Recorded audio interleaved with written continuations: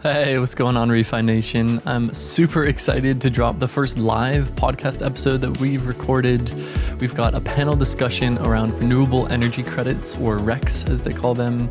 Dalton is representing Jasmine Energy. Brianna again back on with Reneum Institute. And then Karl Weaver from the Arkreen network. We've got a great discussion starting at the top. What is a REC? What is the thing? How is it different than carbon? Who uses it and why do they use it? What's coming on chain and what are some of the kind of technical infrastructure considerations?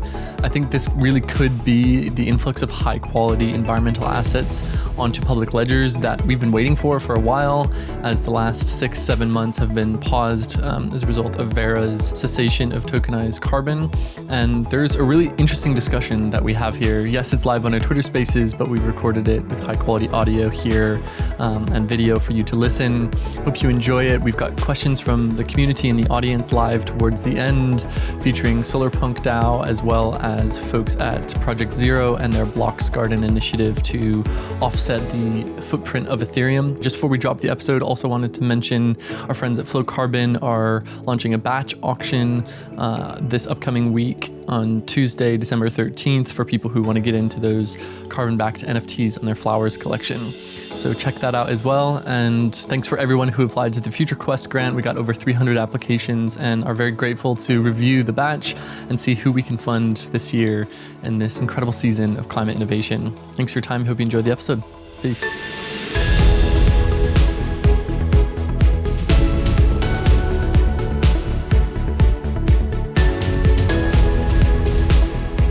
Hey everyone, I'm Brianna. I'm lucky enough to be on here for the second time with John and co. I'm the co-founder and CEO of Renuem. So we're building the first verified green proof backed by digital RECs. So basically helping to fund, the 4 to 6-ish trillion per year we need to achieve the energy transition. And we can go into kind of more depth on what that means in practice as we unpack, kind of the differences between each of us here today. Awesome. I'm Dalton. I'm the co-founder and chief product officer at Jasmine, and we're building a bridge to the legacy asset registry. So this is a RECs, renewable energy credits, and then the bigger class of asset that RECs belong to, called energy attribute certificates, are an asset that have been around for a long time, and Web 2 and pre-Web 3 companies have figured out ways to track those, and we call those the legacy registries. And we're making it easy for anyone who has a REC on one of those legacy registries to bring them on chain. And so we're bringing those legacy assets onto the chain where they can be composed into building blocks for other Web3 applications. I know we were talking earlier about how do we kind of break the space out between the three of us. I would describe it as we're that bridge to those legacy asset registries, and Renuem is the originating Web3 native renewable energy projects, and Arkreen is doing distributed MRV, which when Karl's audio connects, I think we'll all hear more about that then. But it's a very cool IoT meets Web3 meets renewable energy opportunity. I love the way you framed it, Dalton, because the three of us are so sort of symbiotic in the value chain of the REC market. So it's super cool to see all of us, talking about building blocks, how we can literally work, all three of us work harmoniously together. And it's super cool to see what you guys are building. But I'll just kind of rewind. So RECs are a form of environmental commodity, carbon offsets being another form, but they embody the positive environmental attributes of 1 megawatt hour of underlying electricity produced from a renewable source. So if they're effectively an instrument on top of the underlying power, which I think sometimes gets a little confusing for people, but they're sold as somewhat of a subsidy, if you will, to renewable producers. Think of it like corporate companies or private finance subsidizing renewables rather than government subsidizing renewables. And for many project developers around the world, who are currently operating or who are soon to be operating or have been operating for a little bit in many markets, renewables, despite being, cheaper to purchase on the grid in some countries now, are still struggling with operating cash flows. It's still really expensive in terms of upfront investment to develop renewables. And the cost structure for developers and for investors means that it's not necessarily an economically attractive investment for a lot of companies to make at the moment, especially in emerging markets and kind of the global south. So RECs help to subsidize, help to offer the market kind of a buoyancy and to make them more competitive in the space, to help fund them. And maybe before we go too much into the problem space, I'd love to just see if you have any more texture, Dalton, on like what is a REC as an asset, as a money Lego. Do you have anything to extrapolate upon from what Brianna defined?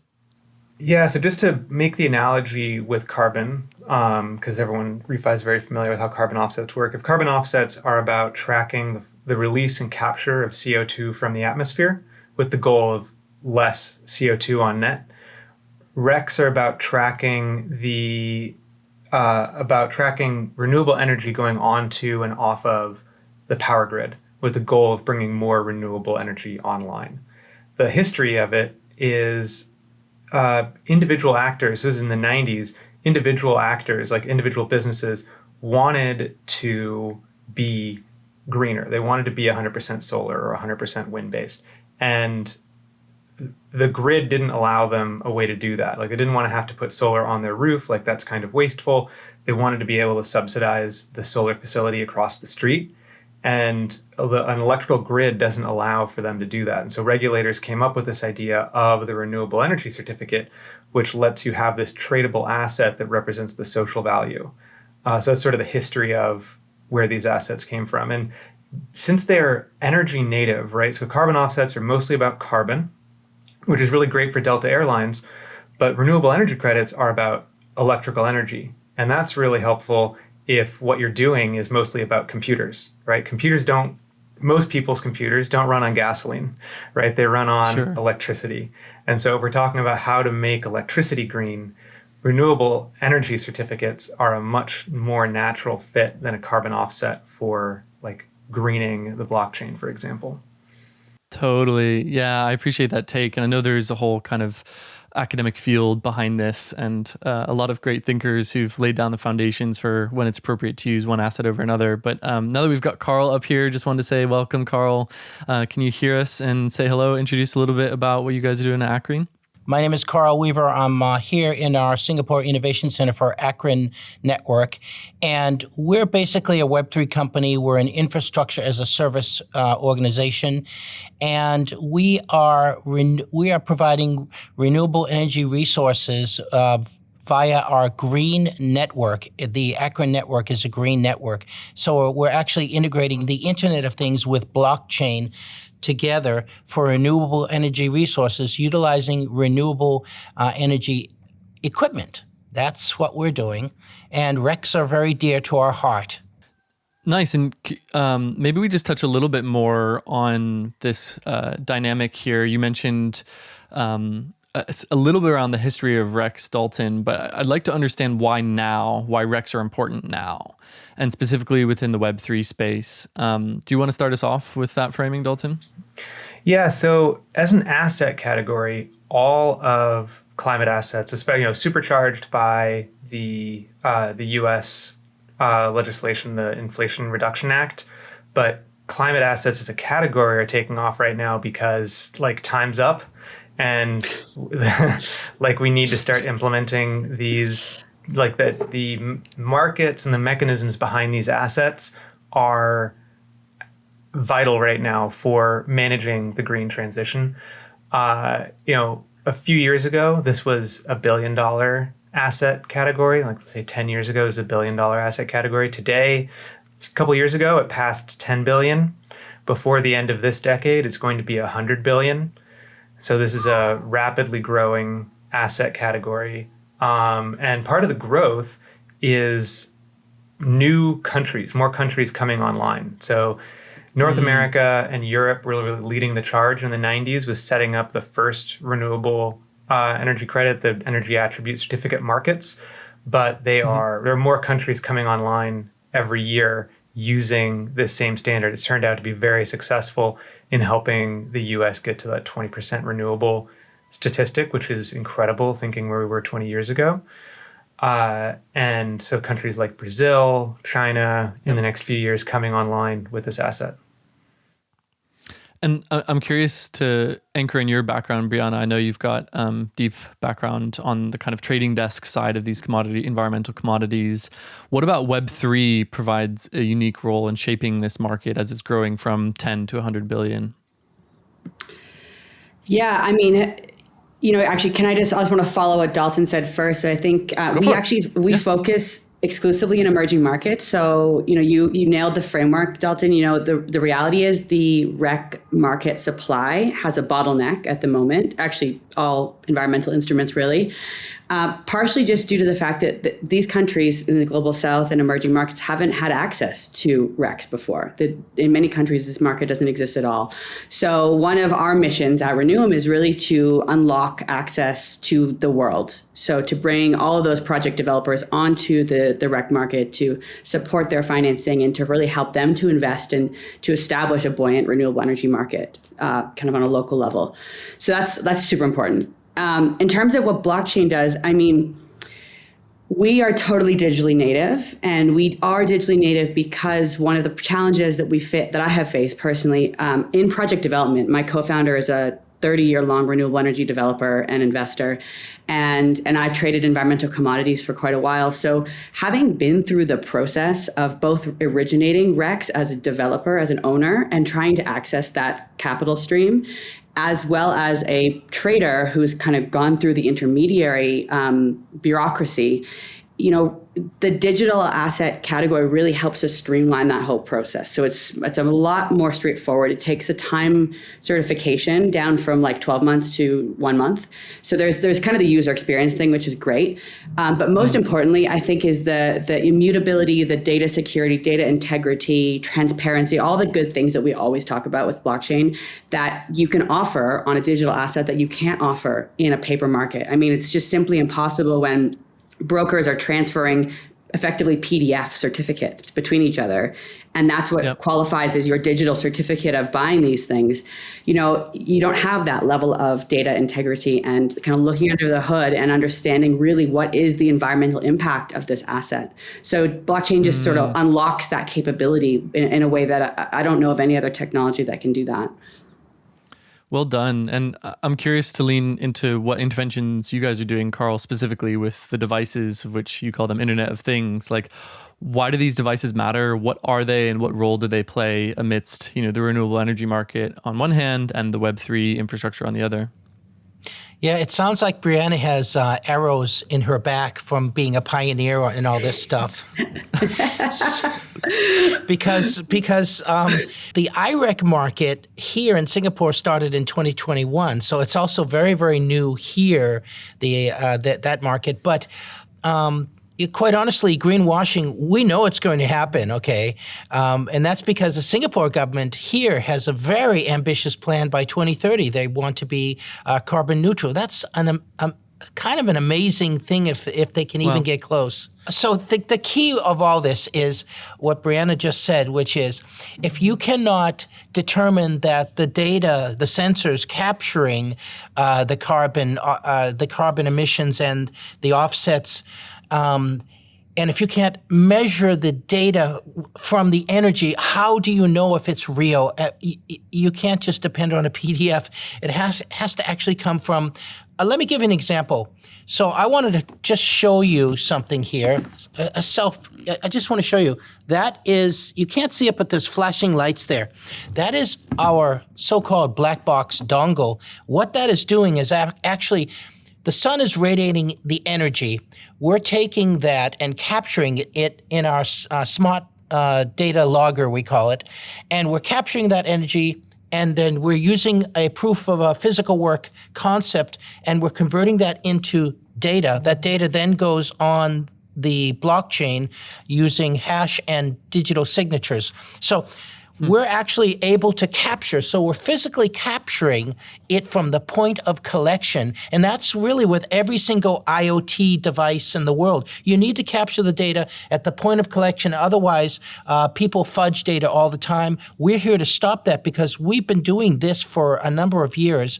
The Arkreen network is new as of 2022, and it was launched. It will launch. The data logger will launch next Q1 of 2023. But we've been testing it. We've been under testing now for a number of months. I don't know. Did I answer that question?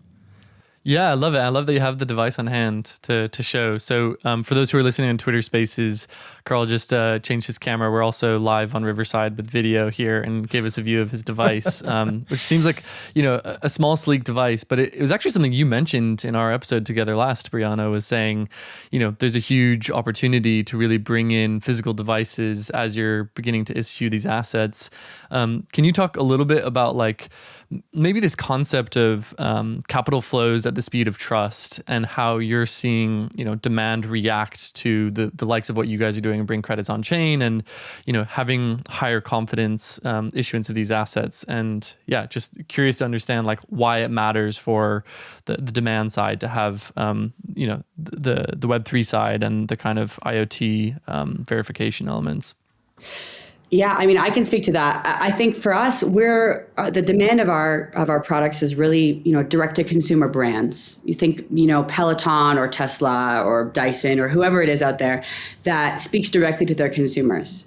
Now, there's a lot of statistics out there right now that consumers don't trust or care about most companies' net zero commitments because they don't have any way to validate those claims. They don't really see what the action is. They have no way to know what the environmental impact is. And that's a big problem for this whole greenwashing narrative, as you touched on earlier, that I think in order to establish trust and to create credibility in this market, which frankly has lacked a lot of it for its entire existence, we really need customers or the end consumer or even the companies, but certainly I think everybody, all stakeholders should be able to really understand what that end result is to the climate. What's the planetary purpose of this thing?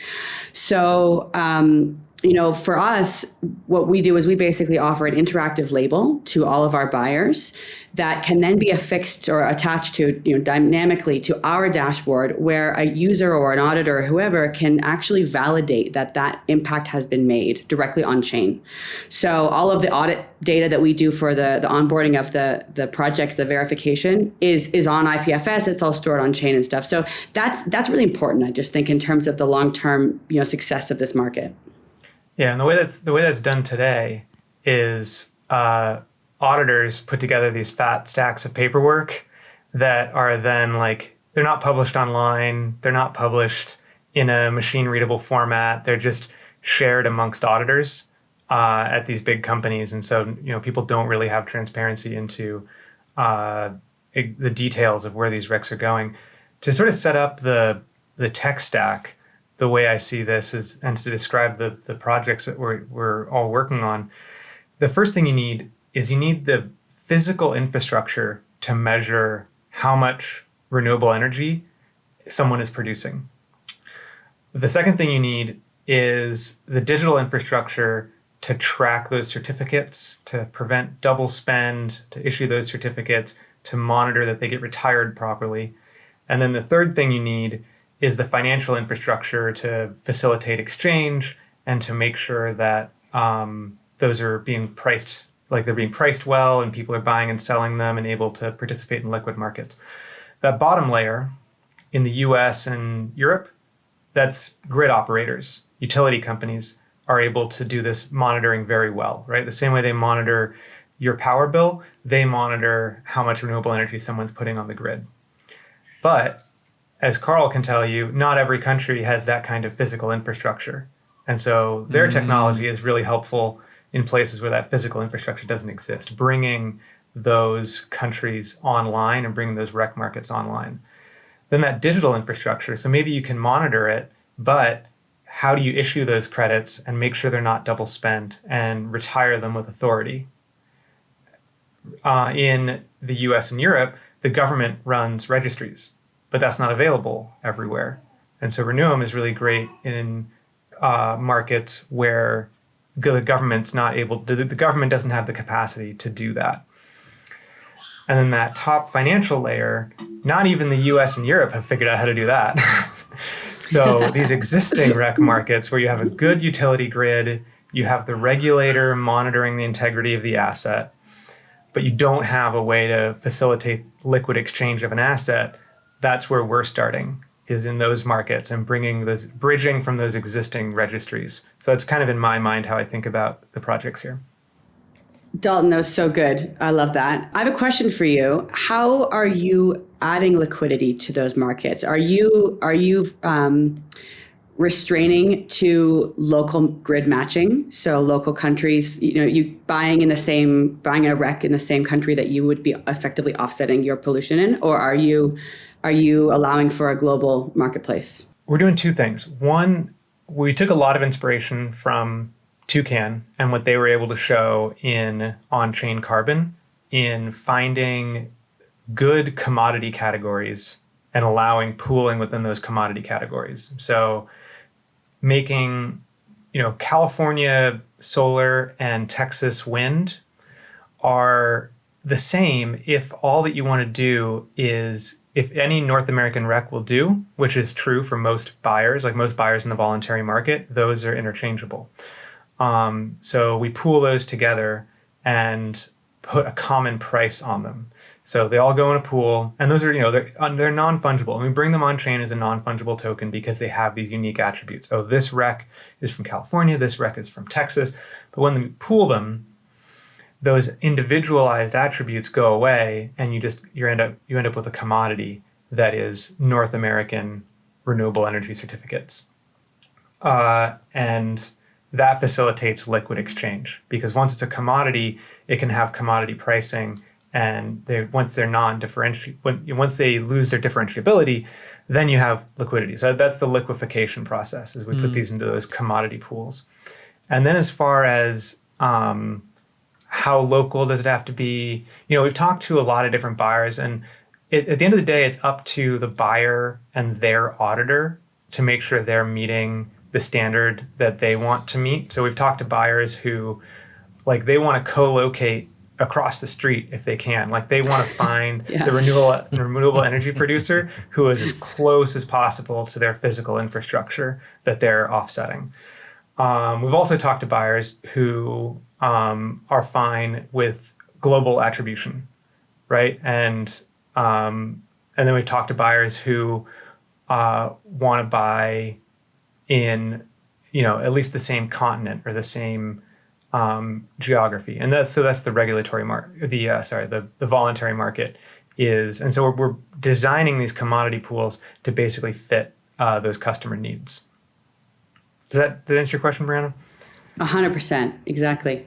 We're taking a little bit different approach. We're looking at a long tail market environment here for our first phase of renewable energy resources. Eventually, for us, it will migrate from solar PV panels to wind turbines to eventually electric vehicle technologies, the charging stations, renewable and removable batteries.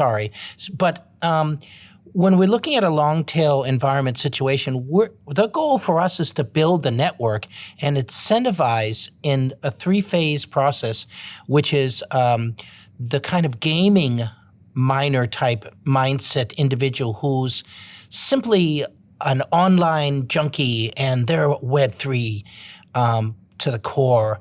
And then we realize that there's a remote, and we could call it a virtual users market here, where we hope to tap with existing solar farms.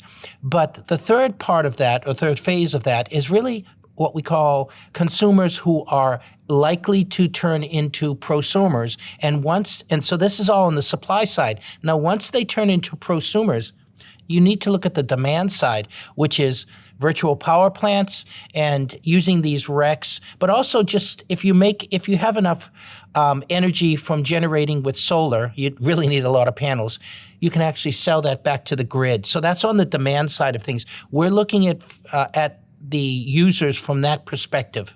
I'm not sure if If everybody Yeah, super interesting. Prosumers being professional consumers, right? Like high consumers of these things. Is that what you mean? Yes. Okay. They already have the solar panels. And so now we want to incentivize them, much like Nova Labs, the former Helium, that have built a Web3 type environment infrastructure, because we are infrastructure as a service. So we look at it that way, in that incentivize these users, these miners, to help build our network as they build out the infrastructure. So one thing I wanted to touch back on was the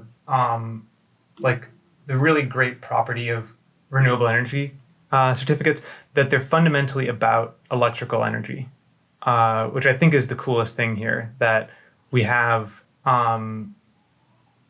so much of our modern economy runs on electricity, and so much more of it is going to. So, the U.S. goal is to continue, everyone's goal is to continue to electrify their economy, move to electric vehicles, and move to hydrogen-based steel, which will run off of electrical hydrolysis. So as more of the economy electrifies, more of the economy is going to move into like the REC economy. And so greening the economy means greening electricity. Yeah, super interesting. Also want to kind of augment that. I mean, off the back of COP27, the IEA announced, we need to triple our investments in renewables if we're going to electrify the world. And that's like seriously $4 to $6 trillion per year of investment that we need. And, we need to mobilize capital there. And so RECs are a mechanism to do that. It's literally a mechanism to kind of circumvent some of the bottlenecks and the challenges we have with capital allocation, again, especially into the global south, where we need a lot of money. I think they need to like 7 or 8x their renewable energy investment. So, we just need money, really. And this is such a great way to get access to that. Yeah, I just wanted to say a word about what is the price and the value of a REC represent? So the price of a REC, we'll be seeing these prices on chain soon. It basically tracks the intensity of that consumer subsidy. So how much does the global economy, do consumers value using renewable energy as opposed to using carbon-based energy? And the greater people value that, like both at an emotional level, at a political level, and therefore at an economic level, that's what's driving the price here. So the price goes up if people value green energy more, and the price goes down if people value green energy less. That's such an interesting concept. Would you agree with that, Brianna, that that's effectively what the price of RECs are capturing, is the value delta between carbon-based and renewable-based energy? I mean, 100%. It is exactly the value differential. But maybe just to put some like guardrails on numbers so people have a sense in their mind of what we're talking about. Historically, these instruments were trading at between $2 and say $50 per REC.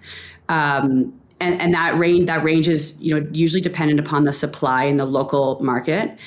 I actually just read the kind of a landmark study from the Landau Group. It came out a couple months ago on the REC market, and they're projecting it to go up to 75 to 100, if not a couple of hundred per REC, which that really materially sends serious capital to renewable energy. That's not like a joke. We're talking 15 to 20% subsidies that genuinely moves the needle on renewable energy. So it's a very serious market that I think people need to get into, and as long as we start to value green energy, and we see off the back of COP27, like John Kerry's mobilizing hundreds of billions to the emerging markets for renewables, like we're moving there.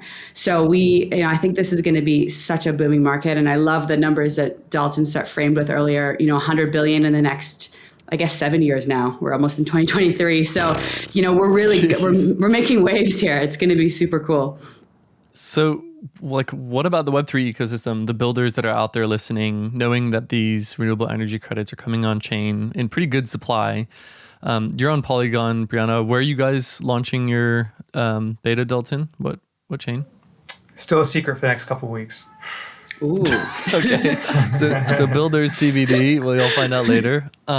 He's probably negotiating the final terms. But like, what can people build with this stuff? What are we going to see? Is it just the same thing as what's happening in Carbon, or are there new use cases that can be created now with, Rex on chain?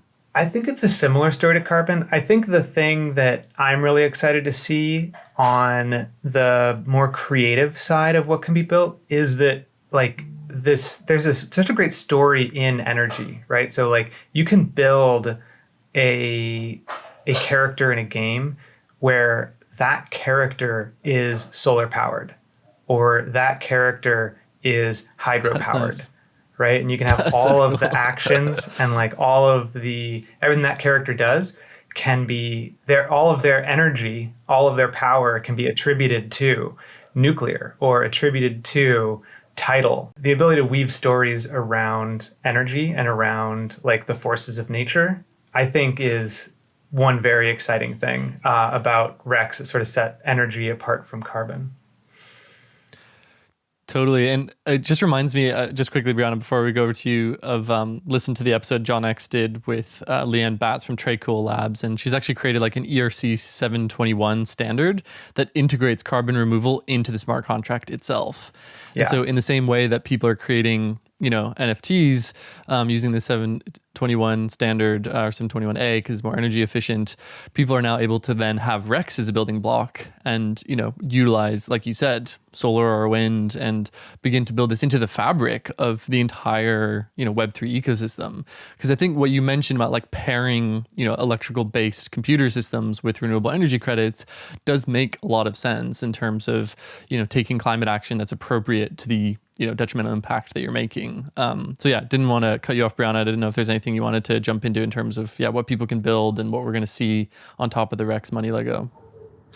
Yeah, no, I mean, I think the storytelling thing is going to be huge. Actually, there's a lot of creative opportunities there. We're actually considering unrolling something in that space, which I'll have to announce a little bit later. But if we do take that path, it'll be kind of exactly what you just described, Dalton. Yeah, because it's such a great brand story, right? Like it goes back to Sunchips. Was like the Sunchips is a brand that did this like around 2000, where Baked by the Sun, like that marketing slogan, was backed by electrical ovens that were solar powered. And so like the ability of brands and protocols to use this and as a storytelling tool. So like, exclusively solar backed stable token gets in a fight with the exclusively wind backed stable token is like, that's coming. It's coming. We're such nerds. We're so far ahead of the curve. I love this. But also just think about like on a practical creative level, imagine all Disney characters where all of their creative assets were backed by Rex. And so every person who bought a toy produced by Disney, like a physical toy, it was offset by, a Rex. And so therefore it's not just like a consumptive commodity, but it's actually contributing to the global climate movement. I mean, why wouldn't they do something like that? Yeah, totally. That's awesome, man. There's so much fun stuff that we can get into. I'm really excited. Just quickly before we go to audience questions, got a friend here in Founder Circles building a super cool project. Solar Punk Maxi, welcome. Feel free to come up and say what's up in just 1 second. Just wanted to basically ask, like, what kind of volume of supply is coming on chain over the next, say, 12 months through each of your projects? Like, I know deep liquid markets are important for your model. I know, Brianna, you guys play a slightly different model because of the way your set of structured. But yeah, give me a sense on what kind of volume we can expect coming through. Enough. Enough. Are we talking? Because so a lot of it will depend on, like, we're setting up the way we think about. We're setting up what we call our thick rails. So we want to make sure that we have the rails to bring on as much demand as on-chain creators can create. So however much demand people need, we're going to be able to bring it on. So like we'll have rails with the capacity for up to $1 billion a year worth of Rex coming on chain, if there is enough, if people are creative enough, if other builders are creative enough to find a way to use them. Yeah, so we're projecting generating, like natively generating, about 100 million RECs before the end of 2024, which would target, I think we'd be in the billion mark a couple of years after that. So, it's all viable. I think what's super cool about this space is what we keep talking about, that we're going to electrify the world, which means we're going to need a serious amount more electricity. And so there's so much more supply coming online, which means the pie is just getting bigger for all of us. So there's kind of room for, each of us to participate and add value, which I think is super cool. Love it. Love it. Well, let's open up to audience questions if that's cool. We've had a good 40 minutes here jamming. Solarpunk Maxi, what's going on, friend? What's your question for Dalton, Brianna, and Karl once he's back up here? Hey guys, thank you for getting me up here. So I loved hearing all that you had to share right now. I have a couple of questions. So we're working in the space of being, providing primary finance to clean energy projects. And two things. What's the criteria that you guys are looking at for these RECs? Because I know a lot of project developers and most of their projects don't qualify to submit RECs. And two, where do you see, besides like the on-chain use cases that are being built or can be built, what's the native demand for these RECs like? Like from where is it coming from and what is it looking like for that? I can touch on the first question for sure. I think Dalton may be better for the demand, but in terms of the projects that qualify, so there's a few key criteria, I think, kind of across the board for all RECs. You can't, first of all, you have to own the environmental attribute as a producer. So if you sell a bundled power purchase agreement, the electricity alongside the green attributes as part of your offtake contract, then you're not entitled to this revenue stream. But if they are decoupled, if, for example, a power producer is selling electricity to the grid and the grid doesn't want to pay the premium and you're entitled to sell that additional revenue stream, then you would qualify. So that's kind of baseline number one. The next is that you can't also sell to a carbon offset provider or generator or any other REC producer. You're only entitled to one version of this revenue stream. And then kind of the last thing is really that you need to be producing renewable energy. It's actually, the barrier to entry is pretty low once you kind of satisfy those three qualities. So if you have any projects that you're generating, come chat with me. We can certainly discuss whether you're eligible for generation.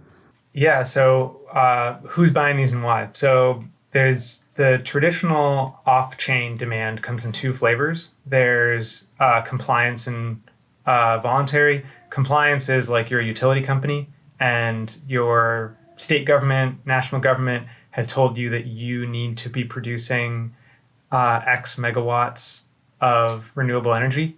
And if you don't have the capacity to do that yourself, you have to buy RECs to meet that regulatory requirement. Then there's the voluntary market. And that demand is like Apple, Google, people who run servers.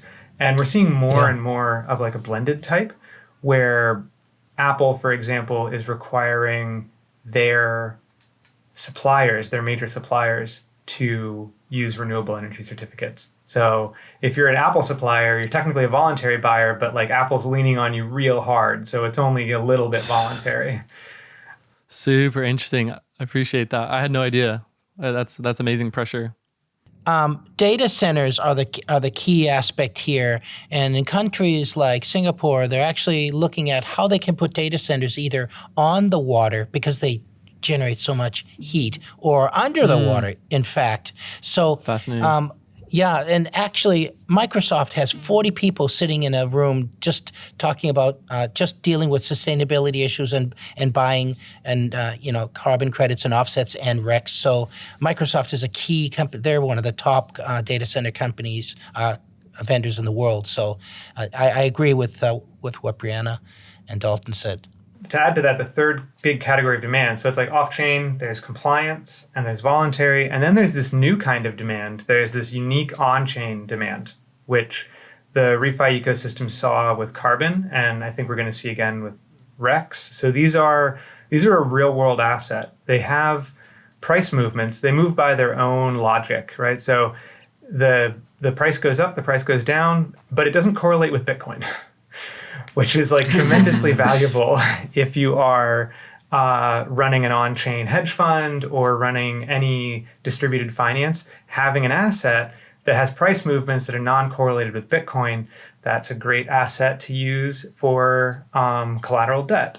That's a great asset for all sorts of DeFi operations. And then we're seeing banks. Currently, there's no good way, like Goldman Sachs probably owns like $1 billion worth of REX.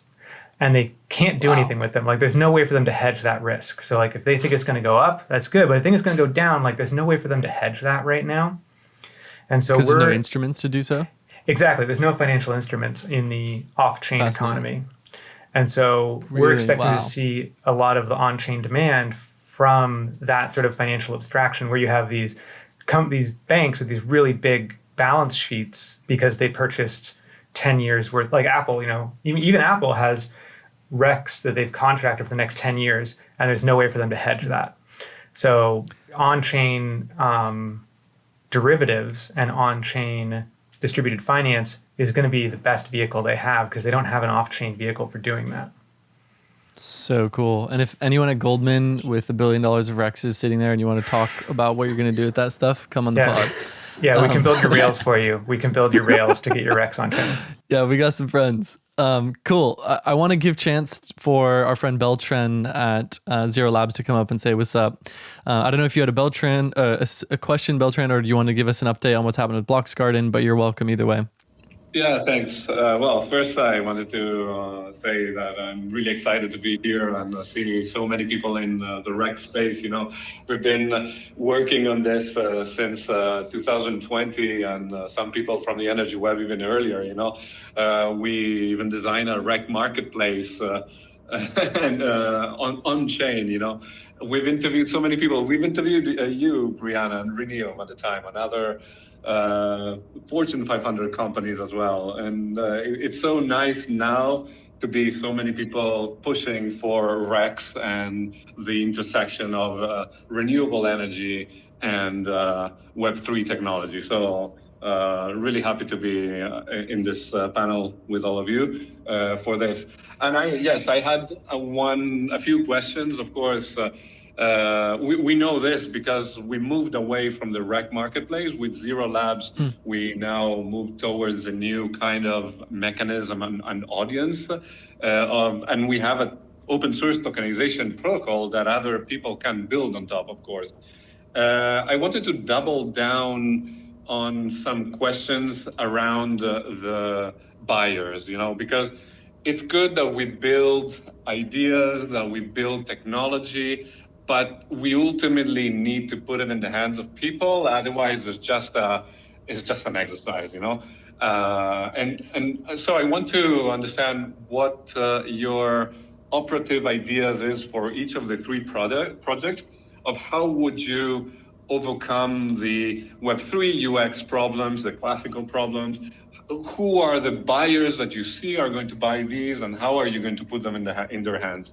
This is a first question, and then maybe, yes, I can update on what we are doing and how we're solving maybe that conundrum. But please, this is a question for all of you.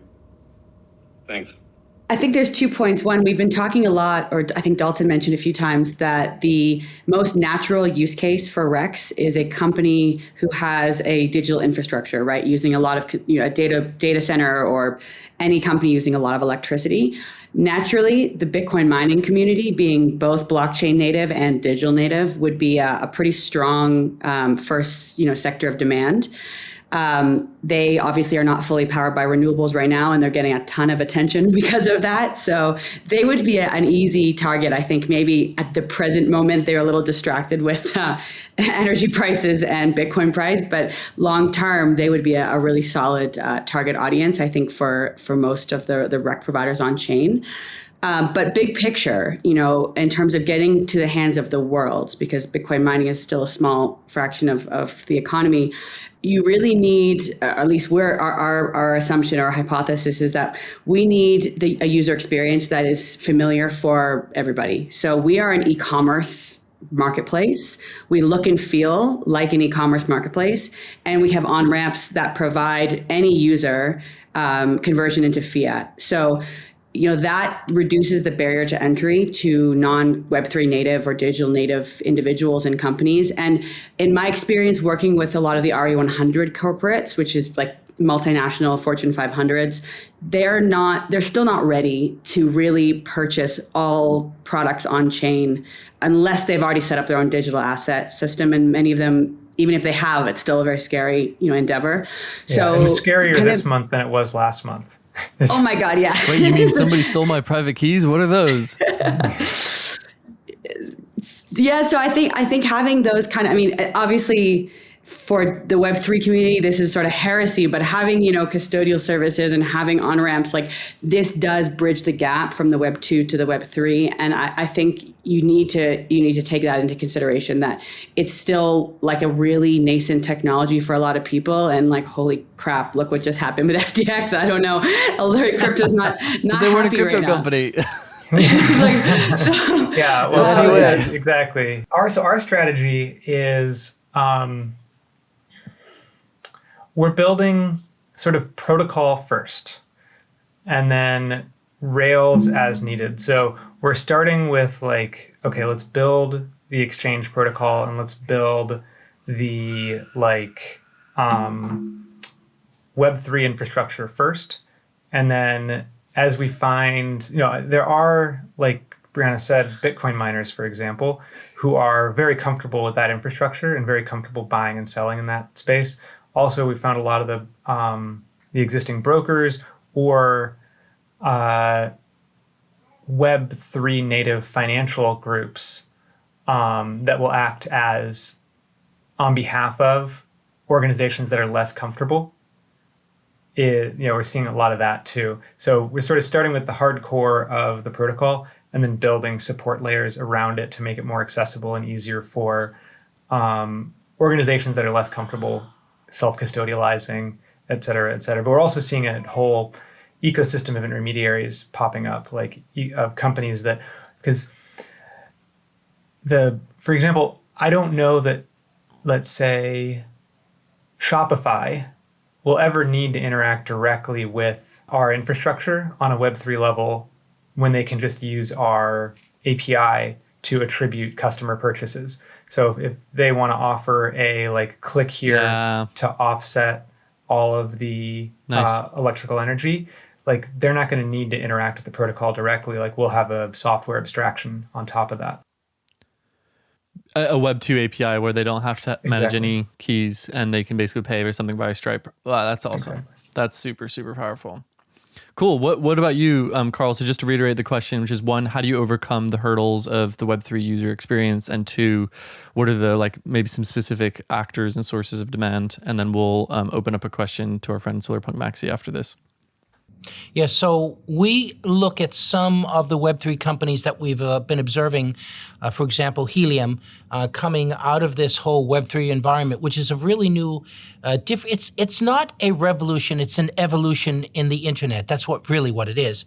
So we've created a flywheel flow chart for that, basically a proof of capacity incentivization model for users and builders to join our network, very similar to Helium. So that's one way we see this working. Why? Because Helium is a Web3 company, and they were able to scale in a very short period of time, not only internationally, all over the world. They've scaled their IoT. Remember, we're an infrastructure as a service vendor. So for us, we look at how Web3 can make things quicker, cheaper, and for us, how we incentivize those builders to work with our Arkreen network to build and actually keep on designing new things into the network. So we think Web3 is vital in what we're doing. I'm not sure if I answered the question exactly.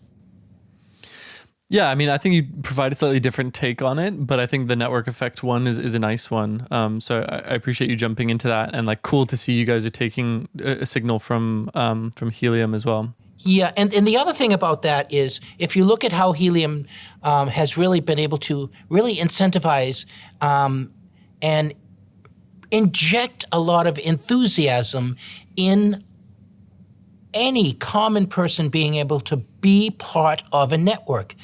a network that they can own, a network that is not monopolized by big organizations. This is a powerful statement. So this is also why we're building the Arkreen network.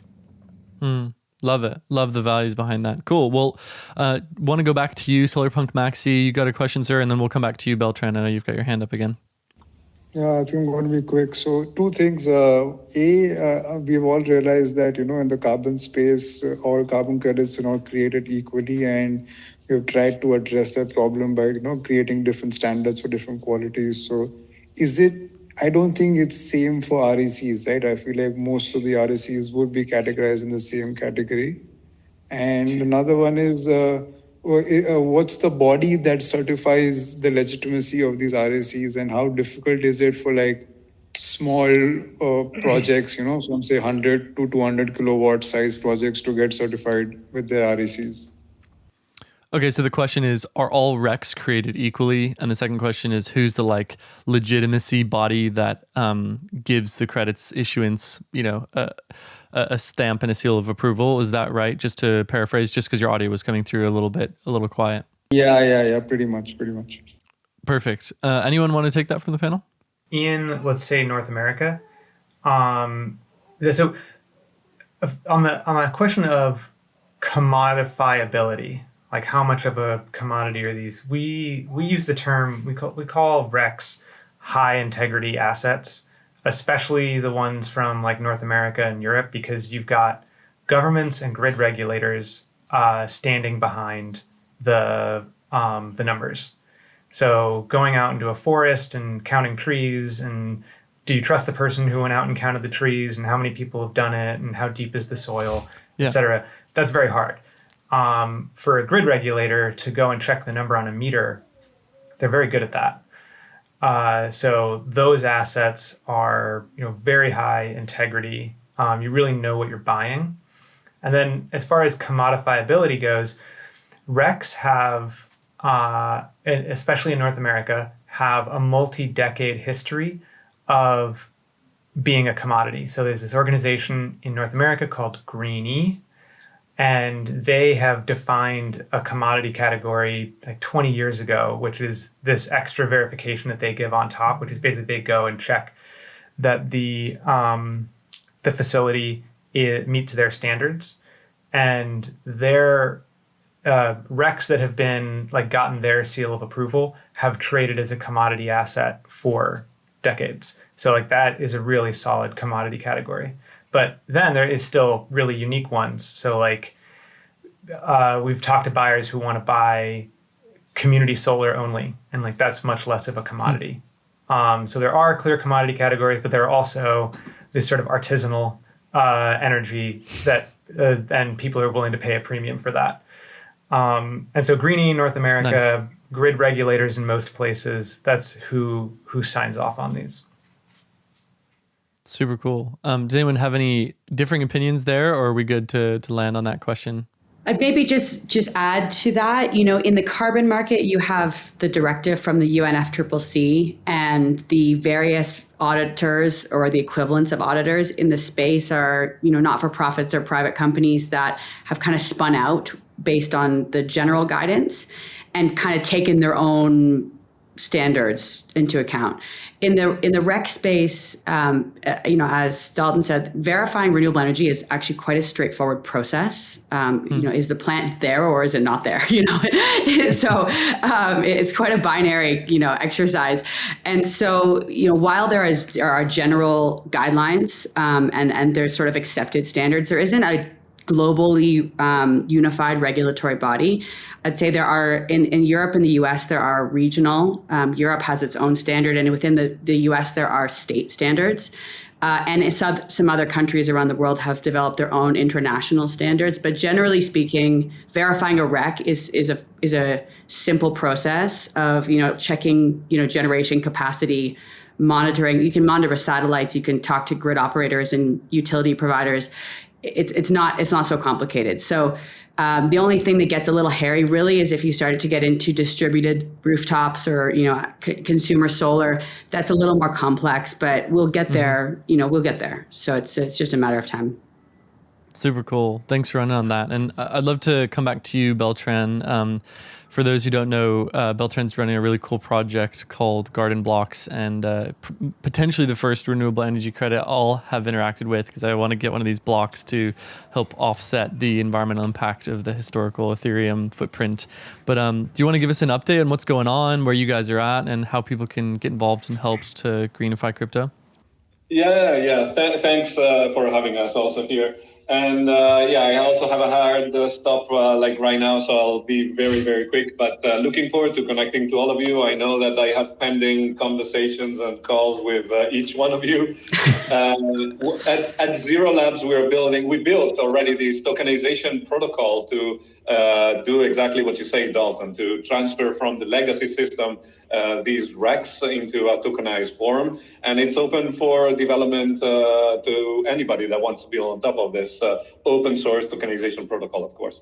And we have an idea that after having interviewed, of course, like Fortune 500, exactly what you were saying, Brianna, that the institutional, the legacy voluntary market, they are not ready to buy with tokens and to deal with crypto, etc. So we built a new system, which is an API to deal with anything related to energy and Web3. And we are making everything programmable. This is our vision of programmable decarbonization. And so we built on top of our tokenization protocol a client or a project that is called Blocks.garden.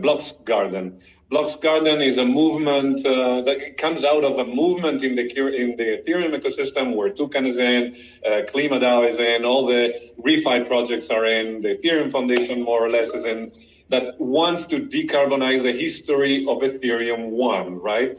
Flipping the narrative of moving fast and breaking things.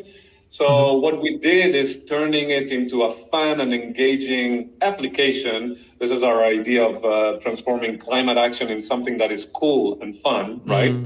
And we built a giant canvas inspired from the $1 million page for those that are old enough to have seen this project in 2005 and 2016 with Our Place. It's a canvas of pixels where each pixel is actually one block in the Ethereum 1 blockchain history until the merge. Nice.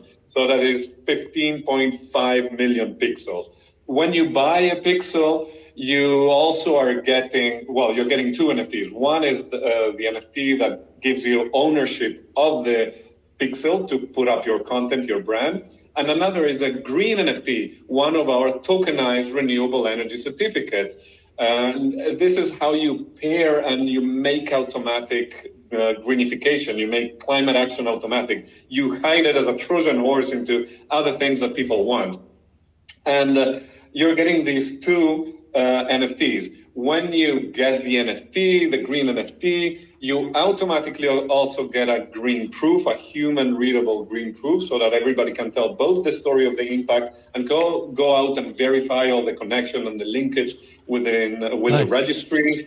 And so that really there is maximum transparency. We build these proofs. Super fun. We have 18 launch partners, Protocol Labs, Filecoin Green, EMS, Gitcoin, Ben West from Gitcoin, Toucan. Yeah, some good homies out there, man. You guys are bringing a good bunch of folks. Cool. Well, what's the call to action for people listening? If you want, you can go onto blocks.garden and already kind of see what's coming. We are not officially live. We got these launch partners, and for the next week, you can also contact us and be a launch partner if you guys want. Awesome. If you are on rec, you can come talk to us to build on top of our tokenization protocol. Let's not reinvent the wheel eventually. Let's all work together towards bringing more renewables to the world. We need also carbon. By the way, parenthesis, today is renewable energy certificates, but in the future there will be also other tokenized carbon solutions to decarbonize the system. That's a nice alpha leak there. Well, awesome. I know you said you had to run, so I won't hold you any longer, but thanks so much for your time, man. And yeah, we're coming to the end of our conversation here. I see there's a few people new who've joined. For those of you listening, it's our first live podcast on renewable energy credits, this kind of burgeoning emergence of a bunch of awesome projects bringing renewable energy credits on chain. And if anyone has a question last from the audience, feel free to raise your hands. You can come up, but we'll probably wrap up in the next 4 minutes or so. And I think this has been a great session. Is there anything else lingering from you, Brianna, or Dalton, or Karl that you want to add that we didn't get a chance to talk about on the conversation today? Maybe a call to action for people listening, get involved in your project? So final call to action is our public beta is launching January 17th. Where we want everyone to participate. Anyone who qualifies for the beta and participates is going to get free renewable energy credit, tokenized renewable energy credits, both because we want to reward people who help us with the beta and because you need those to play with the interface and sort of play with the asset. So everyone who qualifies will get some asset to play with. So if you want to join the beta, if you want to get involved, hop into our Discord and just in the general channel say, I want to join the beta, and we'll help get you set up and let you know what you need to do to get on that road. Amazing. And what about you, Brianna? What can people listening do to connect and get involved with what you're doing? Yeah, we're already in our closed beta at the moment, but we are offering, ReFi community digital natives the opportunity to get involved as well. And we also issue kind of early edition NFTs to anyone who supports in the beta. So we'd love for anyone who's listening, who wants to participate, to test out the platform, give us all the dirty feedback. Feel free to DM us on Twitter as well, or join our Discord too. Amazing. And Karl, anything from you? Yes, we have lots of digital swag, and we welcome those gaming miners at this phase of what we're doing to first go to our network. It's Arkreen.com. Go to our network and sign up to be one of our gaming miners. You'll find it interesting. We plan to have a lot of digital swag coming down the pipeline. Awesome. Thanks so much, everybody. It's been super fun. Really enjoy, having a live conversation with folks and diving into all the amazing work that you're doing. For those listening, we'll publish this episode on Tuesday as a live podcast with audio and video, Spotify, wherever else.